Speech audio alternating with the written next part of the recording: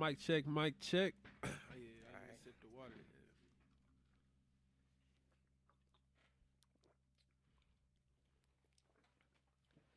Alrighty. Hey, Brenner. Alright, alright. Yeah, the camera's rolling. Hey, E-Man, can you check and see if I'm in frame on that camera right there?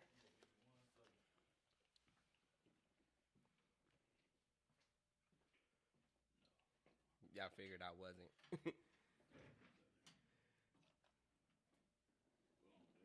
We good right there? Appreciate you. Alright, you can go ahead and run it now.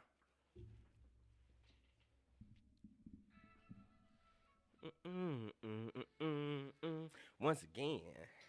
Hey, alright. We gonna take a swing at this, see if this works.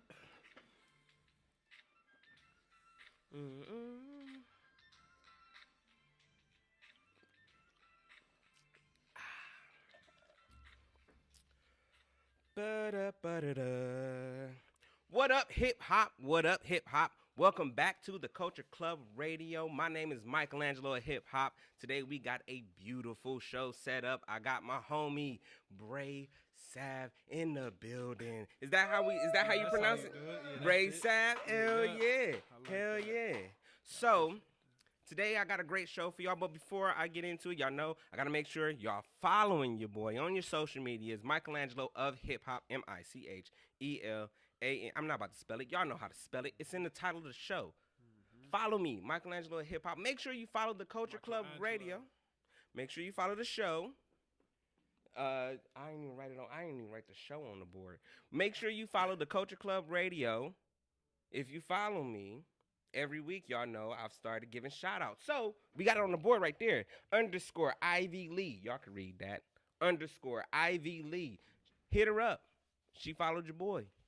Man's Best K9 underscore Meech. I've been peeping. If y'all ain't noticed, Man's Best K9 got a new decoy on their roster. Shout out, holla at your boy. Shout out to Duke the Truth and Man's Best K9. Big Truck Craig. Shout out to all my truckers. First off, y'all been holding us down through this whole pandemic. So, Absolutely. Big Truck Craig and Maestro the Cat. If you got a cat page or a dog page or whatever, I'm shouting out cats and dogs, and I'm allergic to them. I don't care. So yeah, follow your boy. I give you a shout out on the show. Also, I put it all down in the description in the little downstairs. So make sure y'all follow us. Fuck with your boy. Anyways, so today, y'all know a few weeks ago I went to the Rock the Mic showcase hosted by 3D Kurt. Shout out 3D Kurt. Shout out Captivate. And it was a bunch of dope ass artists out there. We had us a good time that night. But I ain't gonna lie, one of the people who stuck out to me was your boy Bray Sav. Now, I want to talk about there's a difference between being a recording artist and a performance artist, right? Right. Now, I've done both. It's fun. It's part of the game. But some people stick out more as a performing artist. Some people stick out more as a recording artist. Some people can do both. You put on quite a performance for a dude. It was just you up there, rocking it. Hey, look, if y'all gonna go ahead and do y'all a show, right, and you wanna bring all your homies, everybody ain't gotta get on the stage. Exactly. Not everybody need to be on the stage. Not everybody need a mic.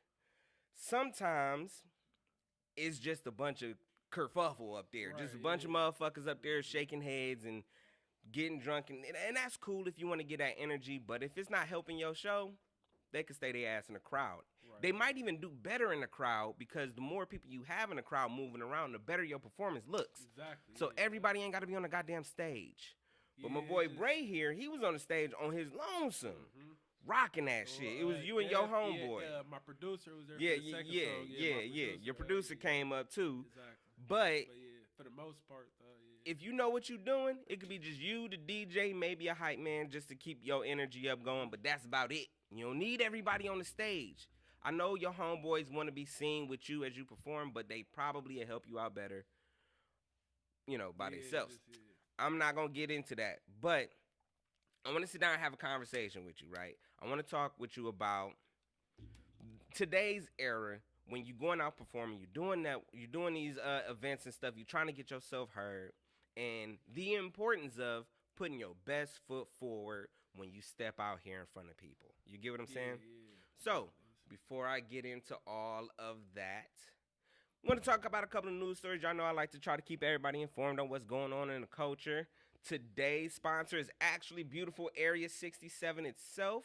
March 6th, we are having a grand open house. Make sure y'all hit up area67music.com. Yeah, we got the stream going. Shout out to everybody who might be tuning in on the stream as well, the live stream, because we've been trying to figure out how that's going to work. So, hell yeah. But make sure y'all go to area67music.com or follow Area 67 Recording Studio on social media, wherever the fuck it is that you go check out people. But make sure you go to the website. Schedule a tour for the 6th. We're going to have artists here. We're going to show people all the new venues and stuff. We got new studio rooms. We got a great ISO booth and drum area. Dope mixing area, producers, videographers, managers, all kinds of stuff here to help you out. So go to area67music.com. That's the sponsor for today. Y'all get a free one from me. The next one I'm charging. No, 67. All right, so first, I want to give a shout out to Prince Marky D. I gotta show love to a pioneer. I'm kind of old school, right? I remember the Fat Boys. Not a lot of people remember the Yeah, the Huskies. Right. Prince Marquis D was one of those guys who helped pioneer the idea of hip hop fresh. You feel me? Prince Marquis D was one of the first dudes out here who was top to bottom fitted. You know what I mean? It used to be just like whatever you wore, you know, your own swag and stuff. But Prince Marquis D was the freshest. He was the first fresh fat dude in the game. You know what I mean? Like he was the king of swag at that time. You feel me? So the game lost the legend, but his legacy will live on. Shout out to Marky D and the whole Fat Boy crew and the hip hop culture in general. You know, let's make sure we give him. If you know somebody, Prince Marquis D in your direct circle, give him his roses right now. Pay homage where homage is due. Right. Yeah. Next story. Kodak Black. All right, so here's what I want to talk about. A lot of people talk about the engagement and stuff, but me and our videographer here, E-Man, shout out E-Man. What is it, E-Man? What do you go by on social media? I'm gonna give you a shout out. E-Man Ever. Follow your boy, E-Man Ever. Google him. He out here for real. We was talking about the new music video that he put out, right? Now, I know you put out a music video recently. Right. Alone, right? That's the music video you just put out. Is that the newest one, or is... No, the newest one was The Devil Wears Prada. The Devil Wears Prada. Alone is my lead single. Right, is the leading single. But the newest one is... Devil Wears Prada. Devil Wears Prada. So... Around last Thanksgiving, like right before Christmas. Now... I remember back in the days, there was a period of time where everybody felt like in order to put a good music video out, you had to have like a giant budget, key grip. They wanted to put out that Michael Jackson Thriller video. Everybody wanted to do that. But nowadays, if you got somebody who really got a good eye, somebody who got a good feel for the energy that you put into a track, you could put out a solid video. Kodak, fresh out of jail, fresh out of the prison. You feel me? Yeah. Dropping a dope video. Him and Yachty put out a dope-ass video. Yeah, that was special. Hell yeah. I'm a big fan of Kodak. Yeah. Now, here's the thing, right? A lot of people saying, how could he shoot a video fresh out of jail? But if you look at it, it's like 4 locations. They got a camera. They doing some great edits and stuff. And they just vibing.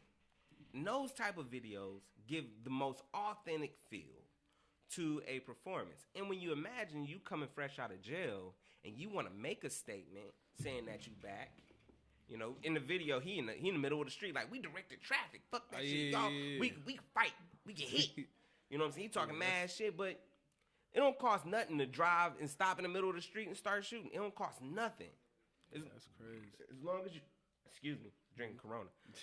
As long as you got a team behind you, right? Like, who shot the video for Devil Wears Prada? Who shot that one?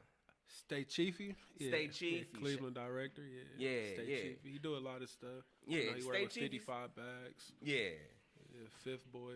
Mm-hmm. He do a lot of big artists. He do a lot of a lot of the artists out of Johnny Blaze.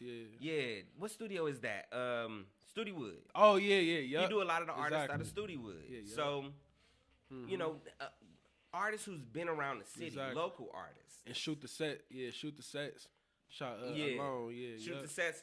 Shoot the sets. Shoot the sets. There we go. Yep. My Shot director alone. Ken. Yep. Yeah. So I wanted to ask you about the process of when you out here, you out and about, you want to schedule a video, right? Me, FYM, and stuff. A lot of people who know us, we recently released a video as well, and a lot of that had to do with taking advantage of the scene that you have. And nowadays, it seems more desirable to shoot a video in your element, right? Yeah, compared to you know what I mean. Like in the video that you did for Devil Wears Prada, right? Yeah. What street is that? I was on 52nd. We was on 52nd. We was on 53rd on Fleet Ave. Slavic Village.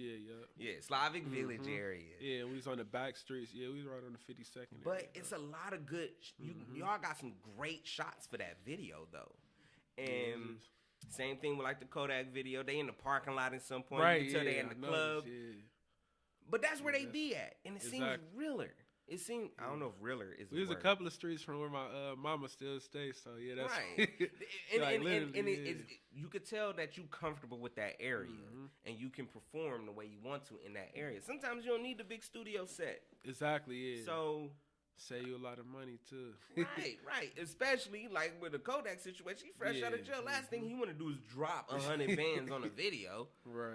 You know what I mean? But he still want to make his statement. He back. Sometimes the best statement you can make is from right at home.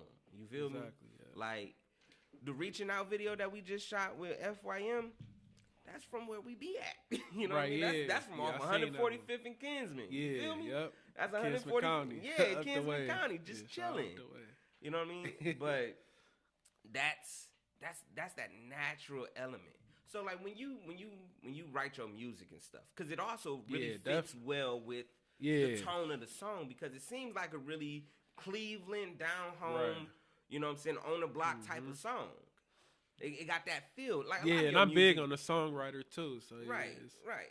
So when you now, as far as the treatment, the way you planned out the video, was this more of a let's shoot a video, y'all? I got a videographer. He pull up and y'all shoot, or was that the plan? Like let's shoot in the hood. Well, it was actually it was planned, but it wasn't like that actually wasn't the original. The original plan. Yeah, it was gonna be a little different, but I took a little swing, and we was already in the area anyways, and then it was supposed to be somewhat like that, but you know we kind of had to just do, and that kind of had fitted the setting, so. And like I said, we was already over there, so it just. And you uploaded this to YouTube, right? Yeah, yep. That one was actually on my channel. Yeah. That one was on your channel, cause that's the one where you advertised the mixtape. I see. Right, Red. yeah, the I See Red. Yeah, that's yeah, on, that was the mixtape. the mixtape from it was last October, I believe. And a lot of people, that's kind of like right now. I always tell people when you drop something. Don't let it grow stale on you immediately. A lot of times you got to keep dragging that project out. You got to put the videos out. You got to keep on it. Trying to promote it and whatnot. Exactly. Keep the promotion going. Now, last thing I want to talk about is Hip Hop DX. A lot of y'all might notice I pick a lot of stories from Hip Hop DX. I also read Hip Hop DX. Been following them for a long time. They did a cover on, Black History Month still, and they talked about hip-hop charts. Nowadays, the charts are different. People ain't even people don't give a shit about Billboard charts no more for hip-hop. People pay for them. I heard like a lot of industry artists pay for like slots. On God. Yeah, 6ix9ine exposed that too. Right. And it don't be necessarily the artist. I don't support him though, but yeah, he talked about that though. The reason why he exposed it because that's how he did it. Yeah. You know what I mean? He bought his way on to it. That's what he did. He took a lot of that gang money, put it behind himself, got rich, and said, "Fuck that game." Yep, exactly. That's what he did. That's kind of that's the industry. That's the industry. A lot of people, industry. They drop a single, they buying a whole lot of bot views and whatnot to attract a growth attention, and then that's kind of that's how they market. Here's the fun fact. Here's a little fun fact for everybody. a lot of these artists, when you see them on the billboard, like you said, they buy their way onto the billboard. They doing the same thing with a lot of these Spotify playlists and stuff. Yeah, that been real big on the scams too, with like the Bobby. Yeah. So the way that a lot of people doing, I'm about to tell on the industry real quick. What they do is the record label contacts Spotify curator Z. They say, hey, I got a new artist from Universal, whatever. I need to make sure these 3 singles we putting out make it to your playlist. What do you need from us?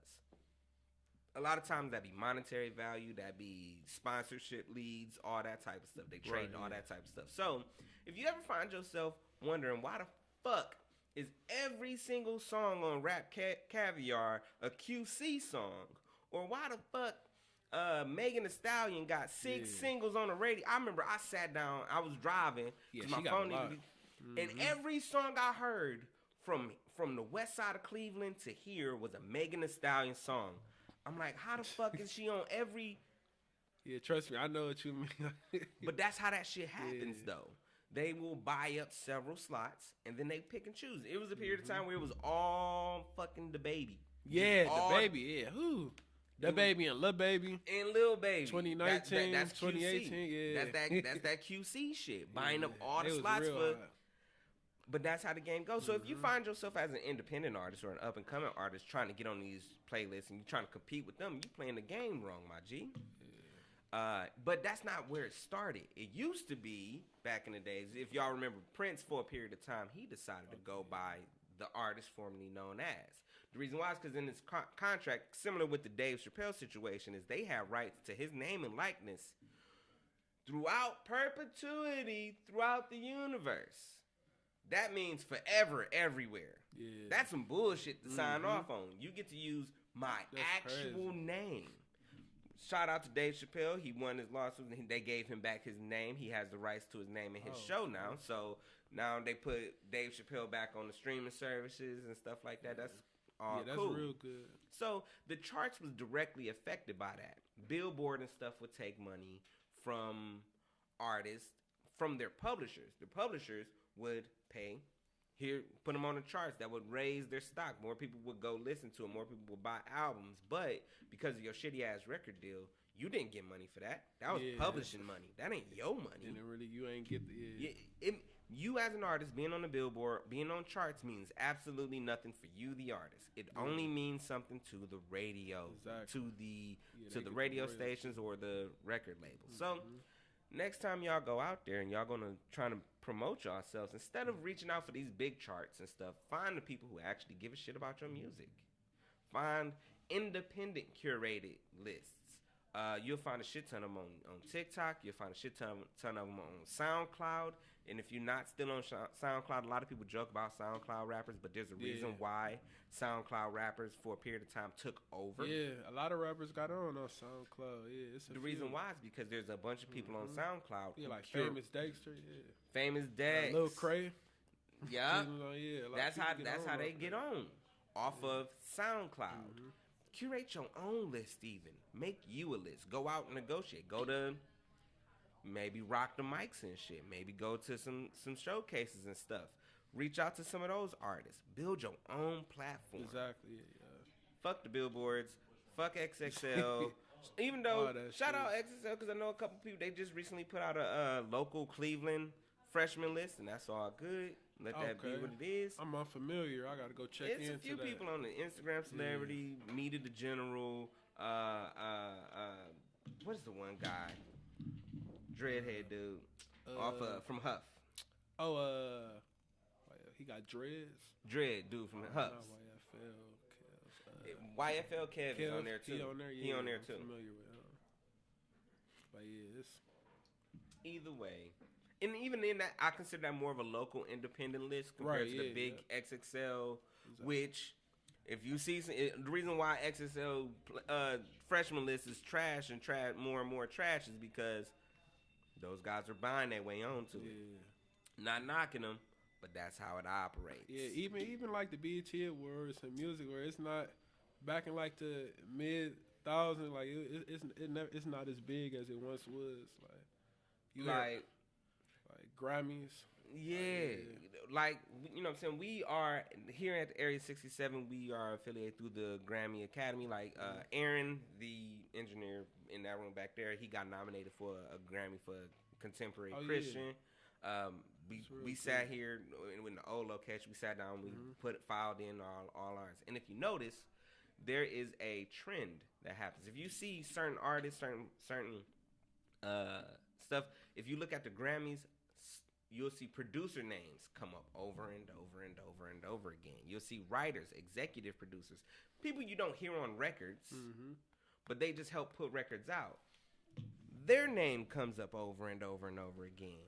So that lets you know that a lot of it comes from within the academy. If you're not associated with somebody within the academy, then the Grammys mean nothing to you. Right. It's all about who you know. Right. You got to get past the gatekeepers.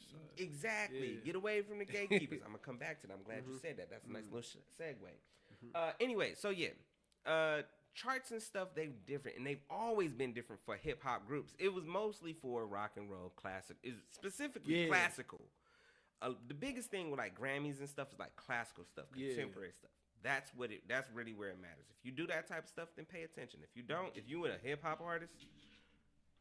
and a lot of artists been telling us this for a long time. R&B. Drake has been telling us for a very long time. Grammys mean nothing. You're not gonna get rich off of a Grammy. You're not. You're not about to make no money from a Grammy. You're not about to make no money from the Billboard Awards. Okay? You're not about to make no money. The record label will. Right. The radio station will, but you're not. iHeartRadio. That is a streaming service. You don't. You know who gets paid from iHeartRadio? The record labels get paid from iHeartRadio. Yeah. I have music up on iHeartRadio. A lot of people are on Spotify and stuff. But if you're not on a direct curated list that directs people to you and your product and what you do, then they're directing somebody to a record label or a company that sells a product. They're not about to pay you for shit. You feel me? They're not paying you for nothing. That is the news portion of the show. That's the news portion of the show. Make sure, once again, it's sponsored by here, Area 67. Shout out to all the people watching on the streams and stuff. Shout out to everybody who might be watching this on YouTube. Shout out to everybody watching on Spotify. If you are interested in doing a podcast or being on the show, go to area67music.com. Hit us up. We are doing tours. We'll be hosting an open house on March 6th. We will open our arms, show you what we do here. We are looking to help as many artists in the Northeast Ohio area go from being hobbyists to being professionals, to having a following, to be able to build things. We're not just recording people. We're doing videos, photography, websites, all kinds of stuff here. This is on point. I'm very proud of what we've built here. So hit us up.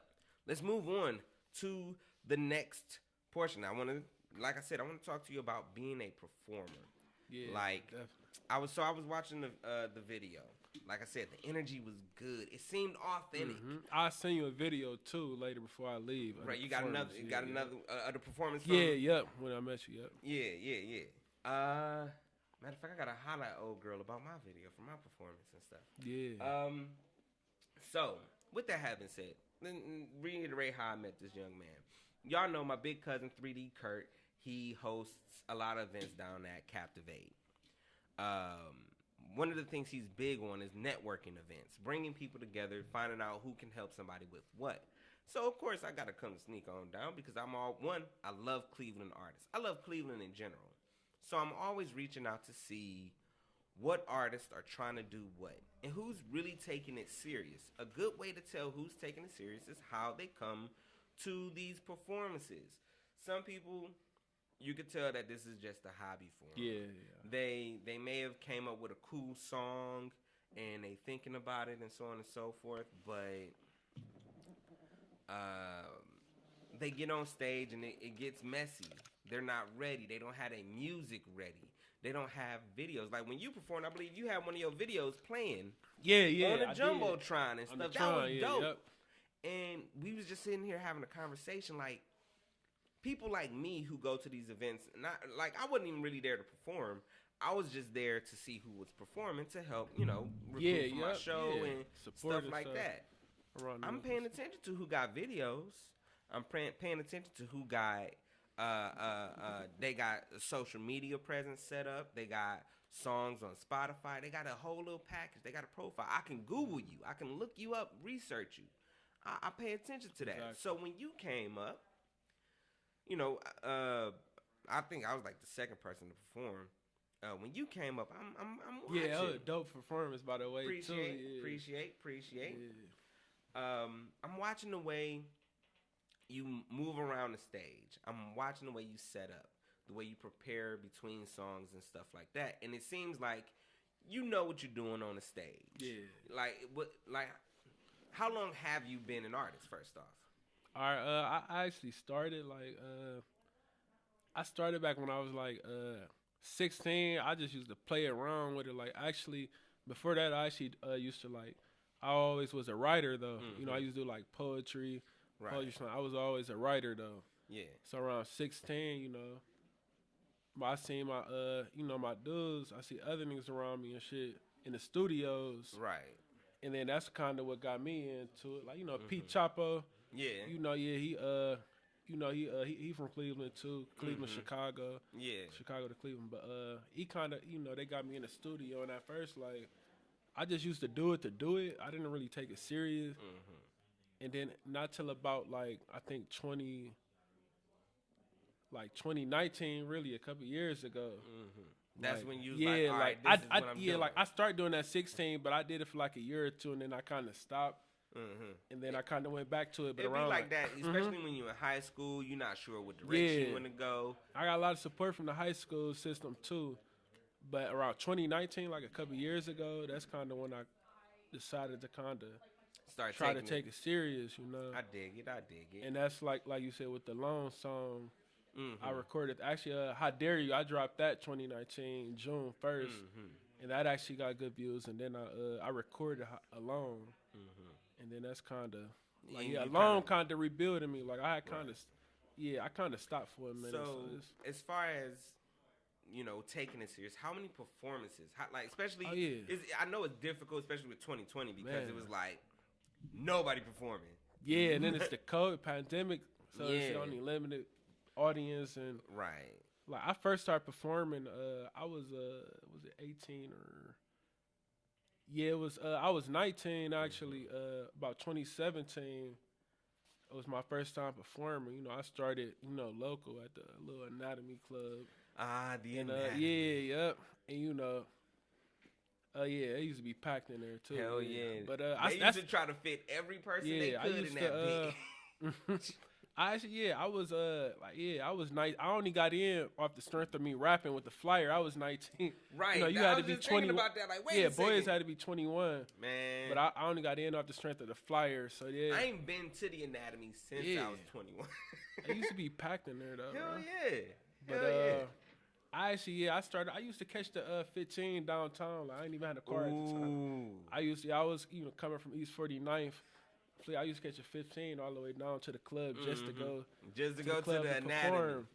Catch the club and Hey, yeah, it was crazy. bruh, you don't know how many times I used to go up to Randall to Oh. perform. Man, I'm an old Yeah. dude. You feel me? How old is you? I'm 32. 32. man. Oh yeah, right. Yeah. Yeah, I'm 32. Okay. But yeah, it be like that. Some people ain't ready to do that. hmm Some people ain't ready to bust it to a performance. Yeah, I used to walk 40-minute walk to my recording studio too when Which I one? first started. Which studio did you go to? The one off I had a Broadway? No, I had a guy out in Warrensville Heights Wow. in Grenada. Yeah. Oh wow. Yeah, You used but, to be traveling. But yeah, I wasn't walking from Fleet to I'm about to Warrensville say, though. 40 No, minutes I- first off, yeah. you used to sprint from Yeah, Fleet no, I was. to No, not for. gotta drop this track. Get into the Yeah. booth, be out of breath in the bit. No, yeah. But no, all right. So compared to now where you are as a performer, when you first started, what was it like for you when you first hopped on the stage? Or like when I first hopped on the stage, I still remember yesterday I did a song called Opposite. That's on the EP before I See Red, the 1st one, Burnt Visions. Burnt Vengeance. Yeah, that's all platforms as well. So I did that, and it was I was real nervous. Everybody when the beat is. started, my legs shaking and stuff, and it's like Voice get to vibrate. yeah, but I had to just go with it. And like it's cool. Like a lot of people, like I said, like just like that performance, a lot of people tell me like they couldn't even tell I was nervous. Like they say you do a good job of hopping. But I was nervous as hell. Like my first performance, like it took me a minute to get used to performing. Like, but I don't know. I just get on the stage and then it's just like I don't know, just like prime time. What's the thing that really gets you set up and ready to go for a performance? What's that thing that you know how you got to get in your LeBron mode? You got to just dig your head down in. All right, I'm about to fuck these niggas up when I get this motherfucking microphone in my hand. Just bitches don't know. I look at it like it's my time to shine. Like the time is up. The time is now. Like I know you're familiar with John Cena. Like the time is up. The time is now. It's my spotlight. You know. Right. This is. So I think of that. What's the point like, of you being here if you ain't about to show up and show out? I'm on BET when I got the mic. Like in my head, like. Right. So you kind of just put yourself in a different environment. What's the best piece of advice you got to help you kind of shake off the nervousness to get up? I kind of think to myself like, it's A&Rs and managers and stuff that's here that could be watching and like labels. So I feel like I got to try to give it my best, even if it's only like a few fans in the audience. Like I still gotta. Sometimes I look at it like a bunch of ARs. It just got to be one motherfucker in the crowd. I look at it like I'm on TV, like I'm on national television live. So it's like I gotta. So you just like you see me hop in the crowd too. Right. Like you turned up. Yeah, it was ready. I was nervous. Like nothing really be rehearsed either. I just go with the flow. It kind of helped me that we kind of had a good crowd that night. Yeah. Cause I didn't know what to expect. I'm like, shit. I just hopped up. Say about 3D Kurt, especially because he builds these as networking environments. He makes sure that everybody be. He'll stay on you all night. Hey, after you perform. Stick around, kick it with these people. Yeah, everybody waiting to perform and stuff. Yeah. And, hey, if y'all doing these showcases and stuff, be prepared to be there and showcase with everybody. Be prepared to network. Don't come in 9:30, perform, be out that bitch by 10:15. You know what I mean? You ain't bought a drink or nothing. You just came in, performed, and left. Missing opportunities, you don't know. For real. Like, especially people like me, I pay attention to that as well. If I come in and I watch you perform and then you hop on, you perform and bounce, okay, to me, you're not serious about this. Yeah. You're not serious. But you came, you kicked it. It was a couple people who rocked with us all night. So like, it was. You could tell it was a lot of people who that was definitely their first time on the stage. Right. Yeah. That was their first time on the stage. What advice would you after doing this? I'm assuming you've done this for about 4 or 5 years now? Yeah, 2017, 18, 19, 20. Yeah, about 3 years. It's 21, my guy. Yeah. Going on 4 years. Going on 4 years. I started in summer though, but going on 4 years. I get you. So about 4 years, right? What advice would you give to somebody who their first time on the stage was in 2021? Right. I would honestly say like go out there, be yourself, and put the nervousness behind yourself, and just get hype and have fun, and try to engage the audience. Like just act like you gotta.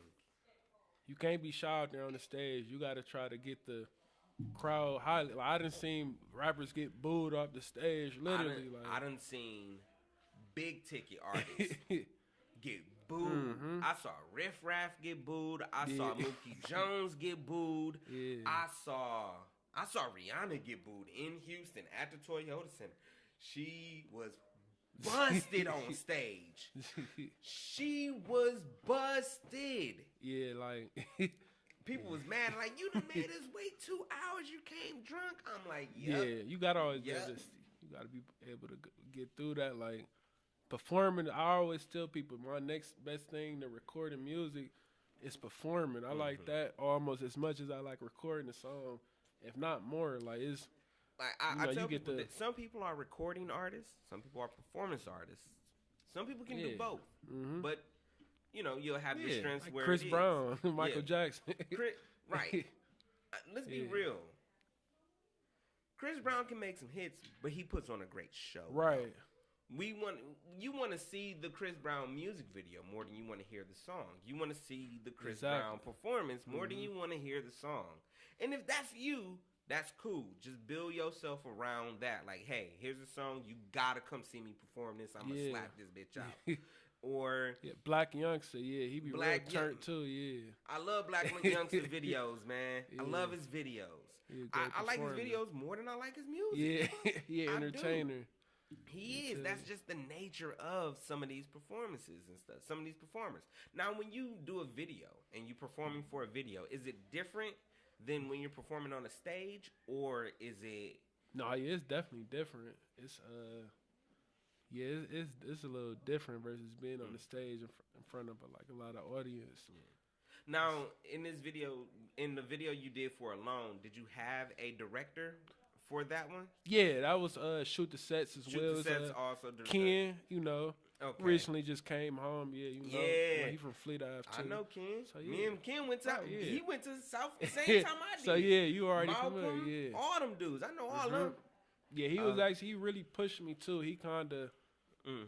You always need people that kind of balance you to stay on track. And Ken been a good dude for forever, man. Exactly. Yeah. Ken been a good dude for forever. I'm glad to see him he back. was really he contributed to my return. I had stopped.